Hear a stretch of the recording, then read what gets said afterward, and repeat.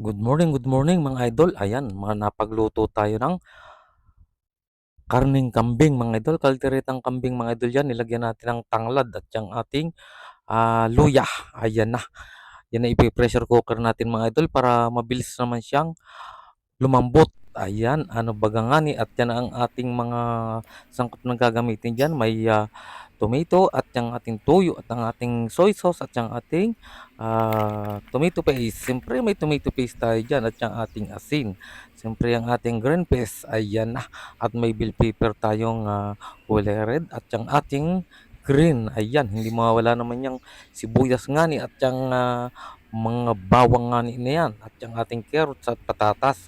May keso pa tayo dyan mga loads at saka yung ating star margarine at ang bidang-bida yung ating Reno mga idol at yung ating ground black pepper. Ayan na.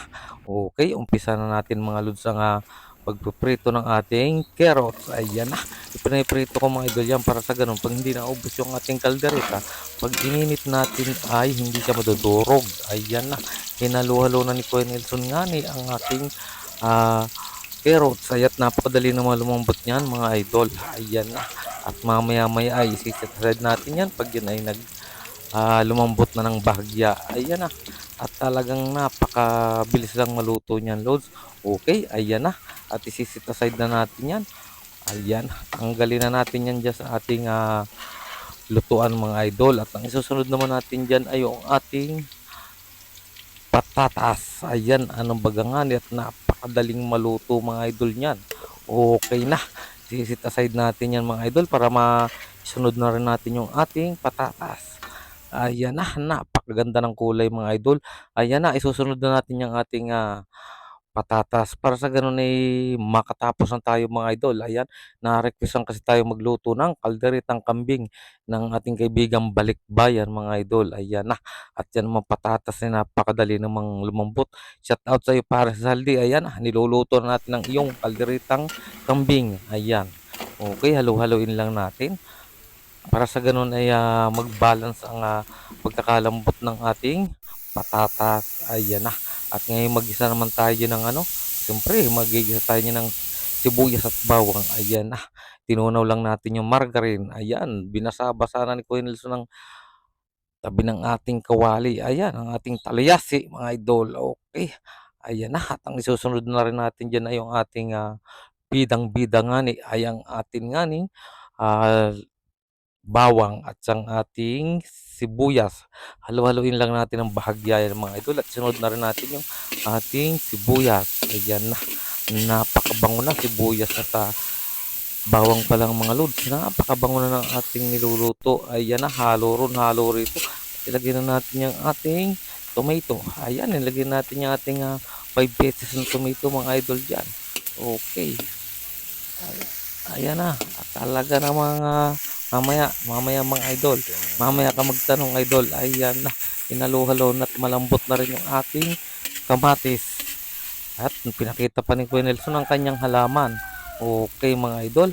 At ngayon ay isusunod na rin natin yung ating pinalambot na yung ating ribs ng kambing. Ayan yung pinalambot nating kambing. Yan ang gagawin natin kalderetang kambing na napakasarap mga idol. Ayan na, naglagay tayo ng ground black pepper mga idol dyan. Para naman yan isa ganun ay magkalasa na habang hinahalo natin. Para mamix na rin natin yung ating tomato. Ayan, saka yung ating sibuyas at bawang. Ay, ano bagang ani, are. Napakabango na. Ayan na, halo-haloin lang natin yung mga idol. At talagang naglagay tayo ng Sprite dyan.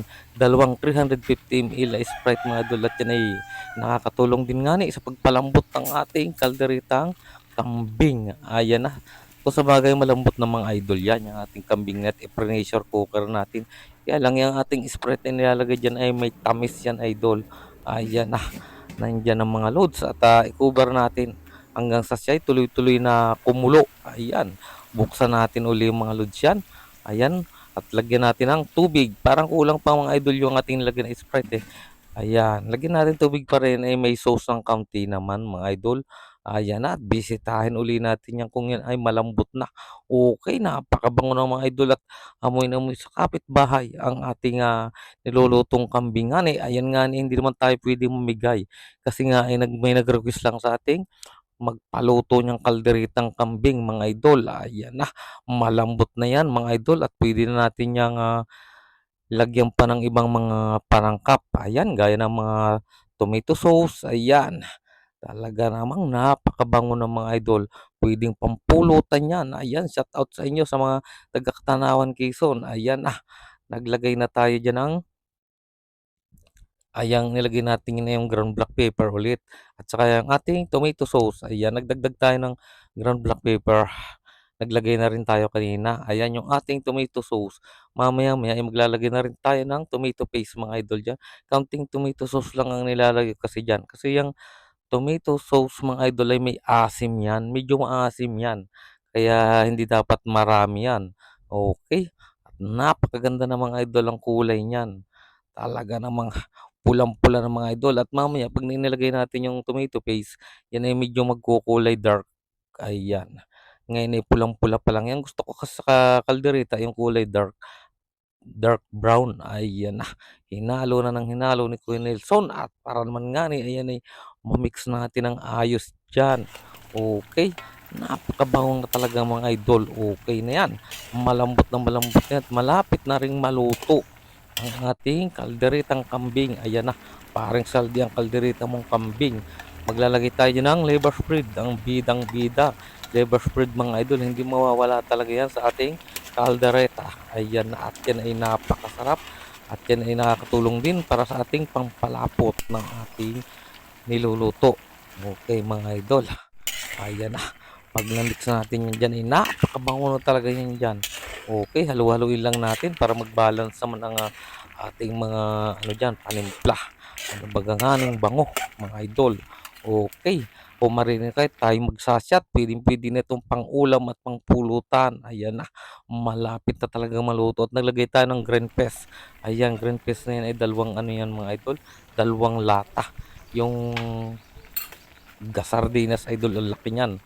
Okay, at yan ay medyo halo-haloin uli natin dyan para yan naman ay ma-mix uli yung ating nilagay na green peas dyan sa ating kaldereta. Okay. Talaga idol, nakakagutom na.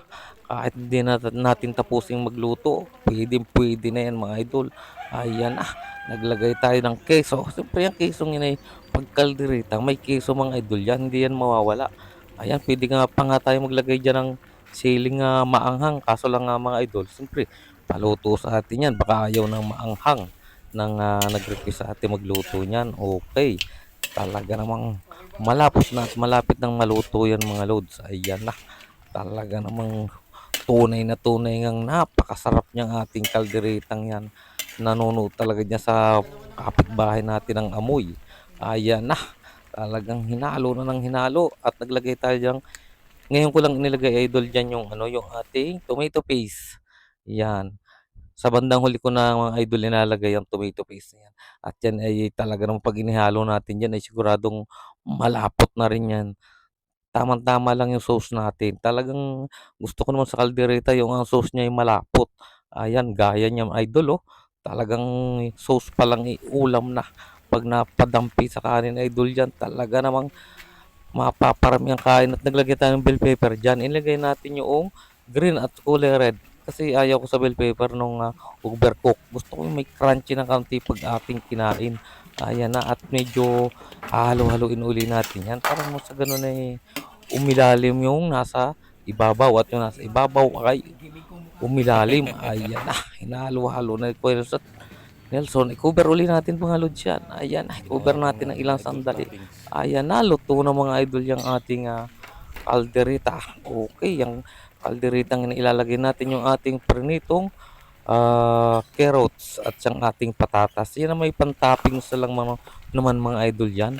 Okay, at yan ay muli nating halongkayin. Haluin natin mga idol yan. Ano baga nga ning sarap na nito.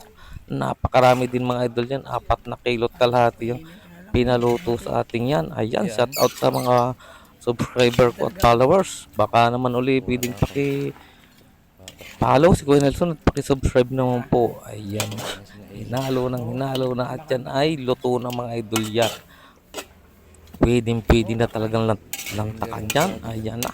Talagang kailangan mga idol yung tamang-tama yung pagkakahalo natin yan para yung mga sangkap natin ay pare-parehas ang pagkaka-mix diyan.